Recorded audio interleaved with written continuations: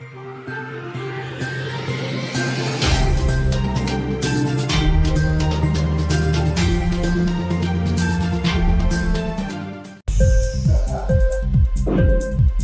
TV prime time news కి స్వాగతం.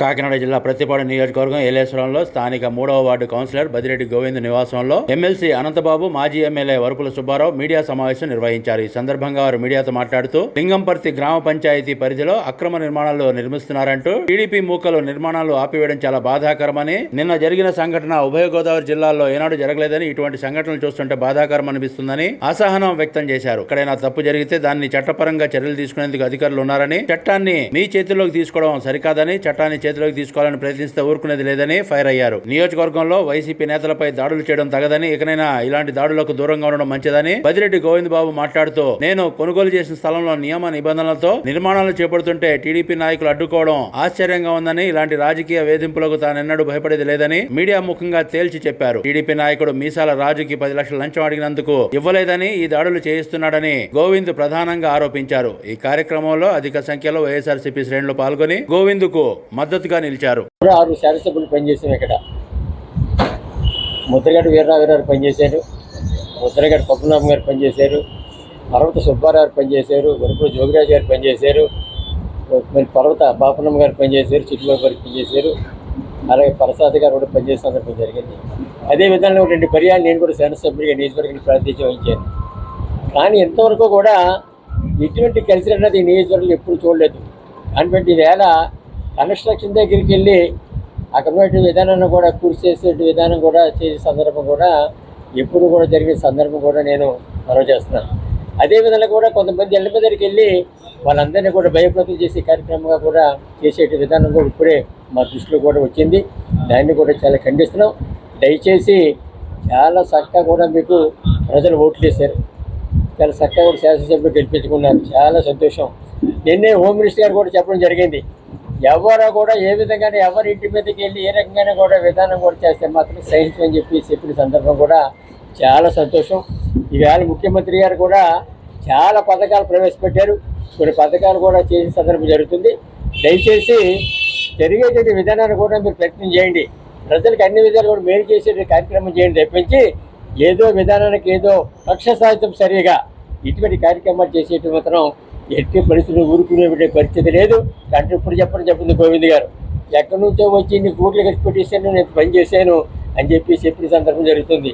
కట్టుబట్టలతో ఇచ్చావు నువ్వు, కోట్లు కాదు నీ దగ్గర, కట్టుబట్టలతో ఇచ్చి 1000 కోట్లు సంపాదించాను. చాలా సంతోషం. నీ యొక్క కృషి విధానం కూడా నువ్వు సంపాదించుకున్నావు, చాలా సంతోషం.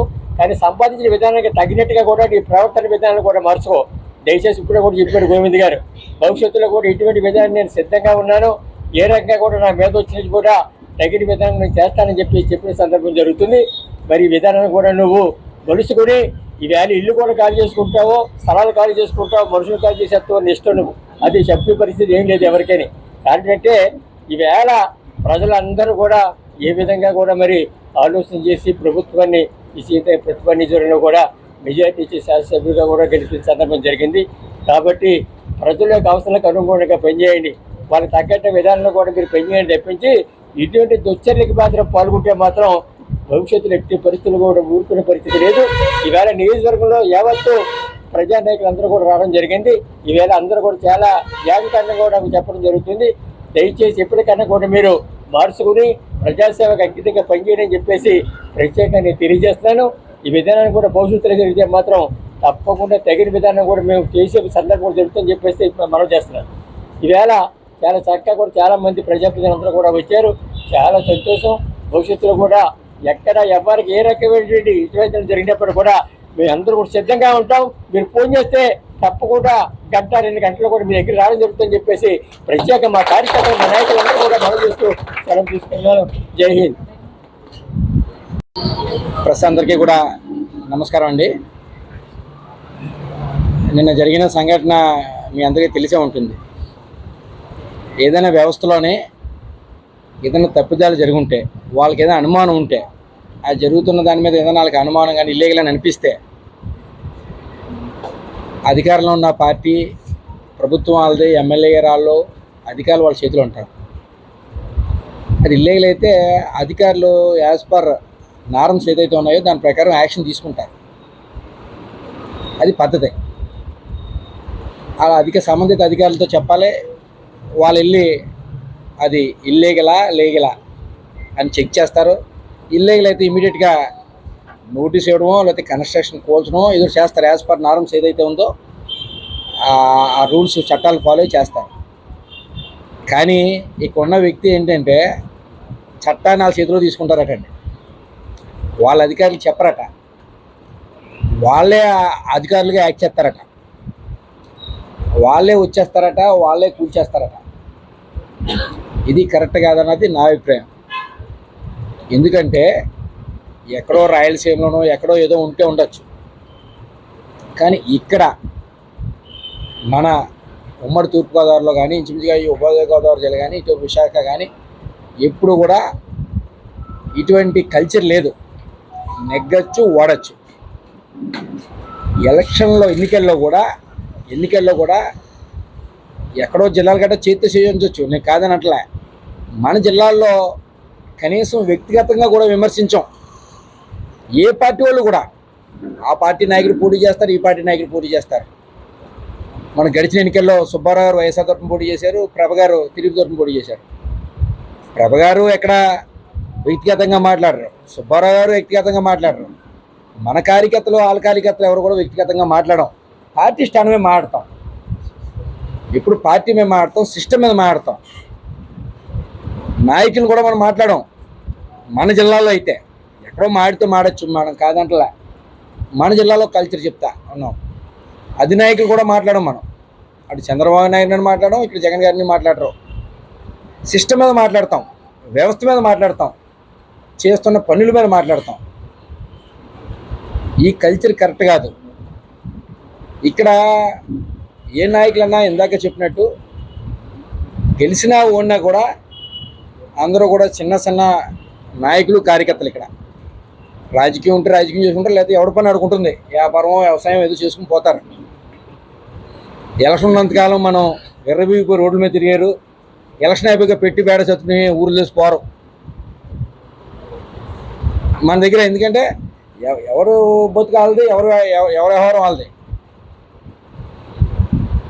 ఎక్కడో బతకడానికి ఇక్కడికి వచ్చి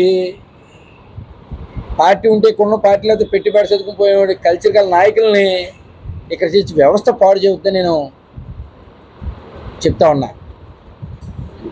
ఎందుకంటే ఇప్పుడున్న ఎమ్మెల్యే ప్రభ గారు కూడా ఆ టైప్ చేస్తాను అనుకోను. ఆ టైప్ కూడా చేయరు. అలాగా ఇప్పుడు ప్రభ గారే కాదు, సుబ్బారావు గారే కాదు, గతంలో పర సుబ్బారావు గారు కాదు, లేకపోతే పరత పాపనమ్మ గారు, ముద్రగడ గారు కాదు, ఎప్పుడు కూడా ఇటువంటి కల్చర్ లేదు ఇప్పుడు వరకు, ఈ రోజు వరకు కూడా. ఇటువంటి కల్చర్ని తీవ్రంగా ఖండిస్తూ ఉన్నాం. ఏమైనా తప్పిదాలు ఉంటే ఎవరైనా ఒకవేళ ఓకే మా కార్యకర్త లేకపోతే మా లీడరే ఎక్కడ తప్పు చేశాడు లేకపోతే తప్పు జరుగుతుందని మీరు భావిస్తే వ్యవస్థ అంతా, అధికార వ్యవస్థ అంతా మీ చేతిలో ఉందో మీరు చెప్పండి. వాళ్ళ చేత ఎటువంటి యాక్షన్ తీసుకుంటారో తీసుకోమనండి, ఇబ్బంది లేదు. మీరు చట్టాన్ని చేయి తీసుకోవడం, ఇక్కడ దందాలు చేస్తానడం ఎక్కడ కూడా ఉపేక్షించాం. పార్టీ పేరు చెప్పి దందాలు చేసే ఈ టైపు వలస రాజకీయ నాయకులు ఎవరైతే ఉన్నారో ఈ టైప్ చేస్తే ఉన్నంత వలసలో పోవడం లేదా కనిపించకపోవడం 5 సంవత్సరాలు ఆ టైప్ చేస్తే మాత్రం ఎట్టి పరిస్థితుల్లో ఊరుకోం. మొన్నే రీసెంట్గా ఎలక్షన్ అయిపోయిన తర్వాత జెడ్పీటీసీ లేడీ ఆమె వాళ్ళ ఇంటికి వెళ్ళిన అలా ఇంటి ముందుకు వచ్చి చాలా బేవస్తం చేశారట. అరుపులు కేకలు బయట రండి అని గట అన్న. కొత్తరంకోటలో చిన్న ఉంటాడు, ఆయన ఇంటికి వెళ్ళి అలా గడబడి చేశారట. పల్లవ సోమవారం అలా చేశారట. ఇలాగా ఆయన చేసిన ఫోన్లే వాళ్ళు ఎగ్గిన ఆనందం ఉంటారు. సరే ఎందుకు కాము ఊరుకున్నాను, సుబ్బారావు సముదాయించారు. మేము కూడా మా దృష్టి కూడా వస్తే మేము కూడా ఆ రకంగానే సముదాయించాం. అలాగే మండపంలోనే నక్క బాబుజీ గారి ఇంటికి ఇలా వెళ్ళినా సరే వాళ్ళని ఎగ్గిన ఆనందం ఉన్నారు. మీరు ఎక్కడా కూడా మిమ్మల్ని ఏదో రెచ్చగొడదాం ప్రయత్నిస్తున్నారు. మీరు సమన్వయం పాటించండి. ఇప్పుడు కూడా అదే చెప్తున్నాం, మన కార్యకర్తలు ఎక్కడా కూడా గీత దాటొద్దు. వాళ్ళు నెగ్గిన ఆనందంలో రకరకాలుగా మనం క్రిటిసైజ్ చేయడం ప్రయత్నం చేస్తారు. రకరకాలుగా మిమ్మల్ని మీ ఆత్మాభిమానాన్ని దెబ్బతీయాలని ప్రయత్నం చేస్తూ ఉంటారు. అందరూ దయచేసి సమన్వయం పాటించండి. వాళ్ళ విజ్ఞతకు వదిలేద్దాం. అలాగని సమన్వయం పాటిస్తున్నాం కదా అని మళ్ళీ గేట్ దాటి లోపలికి వస్తే మాత్రం గేట్ దాటి లోపలికి వచ్చి ఇళ్ళ మీద, ఇంట్లో ఉన్న వాళ్ళ మీద, ఆస్తుల మీద ధ్వంసం చేస్తామంటే మాత్రం చూస్తూ ఊరుకోం. పార్టీ అంతా ఏకమవుతాం. దయచేసి మాత్రం ఇటువంటి కల్చర్ కరెక్ట్ కాదన్నది, ఈ ప్రాంతంలో లేని కల్చర్ తీసుకురావద్దని మీ ద్వారా వాళ్ళకి చెప్తా ఉన్నా. Thank you. ఈరోజు నా దగ్గరికి వచ్చినటువంటి నా గురువులు, నా రాజకీయ గురువు వరపుల సుబ్బారావు గారికి, మా చిన్ననాటి మిత్రుడు బాబు గారు, ఎమ్మెల్సీ బాబు గారికి, అలాగే ప్రతిపాటి జడ్పీడీసీ గారు, మా ఏలూరు పార్టీ ప్రెసిడెంట్ గారు, అలాగే నియోజకవర్గం నుంచి వచ్చినటువంటి వివిధ నాయకులందరికీ ముందుగా నమస్కారం, ధన్యవాదాలు తెలియజేసుకుంటూ, మరి గత 5 సంవత్సరాలు కూడా అధికార పార్టీలో ఉన్నాం. నిన్న జరిగినటువంటి సిచ్యువేషను ఎక్కడా కూడా ఈ 5 సంవత్సరాలు ఎక్కడ జరగనటువంటి పరిస్థితి. అధికారం అనేది ఎవరికి శాశ్వతం కాదు. ఈ అధికారాన్ని చూసుకొని నన్ను ఏదైతే నా మీదకి వచ్చారో వాళ్ళందరికీ నేను ఒకటే చెప్తున్నాను. నేను 2023లో ఈ సైట్ కొనడం జరిగింది. నాకు జరిగిన సైట్ ఏదైతే గొడవ జరిగిందో దానికి కన్వర్షన్ ఉంది, సైట్ కన్వర్షన్ ఉంది, ల్యాండ్ కన్వర్షన్ ప్లాన్ ఉంది, గుడా ప్లాన్ ఉంది. లింగంపల్లి పంచాయతీ నుంచి తెచ్చుకున్నామని చెప్పి అనుకున్నారు. ఇది గుడా పర్మిషన్. ఈ పేపర్స్ ఎవరైనా వచ్చి అడిగితే మనం ఇవ్వడానికి రెడీగా ఉన్నాం. నేను అక్కడ కూర్చున్నాం. ఒక 200-300 మంది నియోజకవర్గ స్థాయిలో ఏదో మీరేదో అక్కడ ఏదో అక్రమంగా కట్టేస్తున్నారని చెప్పారు. నాకు జరిగిన వాస్తవం ఏంటంటే, ఇది ఒక 10-15 రోజుల క్రితం మేసాల రాజు అనే వ్యక్తి నుంచి ఒక ఫోన్ వచ్చింది నాకు. అన్నోన్ నెంబర్ నుంచి ఫోన్ చేశాడు రాత్రి 11 తాగేసి. నేను ఎలా మేసాల రాజుని మాట్లాడుతున్నాను, నాకు పొద్దున 10 లక్షలు పంపించాడు. బాబు దేనికండి అన్నా, దేనికంటే రా, ఈ పత్తిపాడు నియోజకవర్గానికి రాజుని నేను. ఈ పత్తిపాడు నియోజకవర్గం ఎమ్మెల్యేకి 5 కోట్లు ఇచ్చి నీకు ఇచ్చాను. పత్తిపాడు ఎమ్మెల్యే ఉన్న ఇల్లు నా పేరు ఉంది, ఆ గెస్ట్ హౌస్ నా పేరు ఉంది. ఎమ్మెల్యే కూడా ఖాళీ చేసి చేస్తాను అవసరం అయితే ఇంట్లోంచి. నువ్వెంత నాకు, నువ్వు చేసుకుని వ్యాపారాలన్నీ ఆఫ్ చేసేయి. నా దగ్గరికి వచ్చి నాకు కాల్ పెట్టుకుని 10 లక్షలు ఇస్తే నేను క్షమించి వదిలేస్తాను అని చెప్పడం జరిగింది. ఎవడో తాగేసి మాట్లాడుతున్నాడు అనుకున్నాను. మళ్ళీ 2 రోజులు పోయిన తర్వాత మళ్ళీ వచ్చింది. ఏరా నువ్వేం చెప్పింది ఏం చేసావు అన్నాడు. సరే నీకు నచ్చింది చేసుకోమని చెప్పాను. మొన్న శుక్రవారం రాత్రి మేము అక్కడ కలవట్టు కడుతున్నాం. కలవట్టు కట్టేది ఏంటంటే, పగల పని చేస్తే మిషన్ రోడ్డు మీద ఉంటే ట్రాఫిక్ జామ్ అయిపోతుంది. అది మెయిన్ రోడ్డు కాబట్టి ఆ మెయిన్ రోడ్డు మీద చేయాలంటే రాత్రులు పని చేయాలని చెప్తే రాత్రి 1 గంటకి అదే మేసాల్లో తాగేసి వచ్చి అక్కడ వర్కర్లు భయభ్రాంతులు చేసి వెళ్ళిపోయాడు. మన్నాడు పొద్దున్న ఏంటి అంటే, నేను పిస్టల్ పట్టుకుని బెదిరించాను. నా దగ్గర 2 పిస్టల్స్ ఉన్నాయి, ఎవడొస్తాను కాల్ చేస్తాను అని చెప్పాడట. అక్కడ పిస్టల్ దేనికి ఇస్తారు, అతనికి ఏదైనా సేఫ్టీ గురించి పెట్టుకున్నాడేమో. జనాలను కాల్ చేస్తే ఏమవుద్ది, జైలు పోతాడు. అది తెలుసుకోరు ముందు. అతను ఈ విధంగా చేస్తూ మొన్ననే అధికారం వచ్చిన వెంటనే ఊళ్ళో బ్లాస్టింగ్ వ్యాపారం వాళ్ళని మీటింగ్ పెట్టాడట. అతను బ్లాస్టింగ్ వ్యాపారం చేసుకుంటాడు. గతంలో ఇంకోటే, ఇదే వరపుల సుబ్బారావు 2004లో ఎమ్మెల్యే అయిన తర్వాత అతను బతుకు తెరువు స్టార్ట్ అయింది. ఇక్కడ ఏలేసరం ఎలా వచ్చాడో ఇక్కడ చాలామందికి తెలుసు. వీడియోలు కాల్చుకునే టైంలో వచ్చాడు అతను ఇదే వరపుల సుబ్బారావు గారిని, వరపుల తమ్మబాబు గారిని పట్టుకుని వీళ్ళకి మంచి వ్యక్తిగా వీళ్ళ దగ్గర నటింతూ వీళ్ళకి తెలియకుండా చీకటి వ్యాపారాలు ఎన్నో చేస్తే ఈ స్థాయికి వచ్చాడు. 2019లో ఇక్కడ ఎలక్షన్ చేశాడు.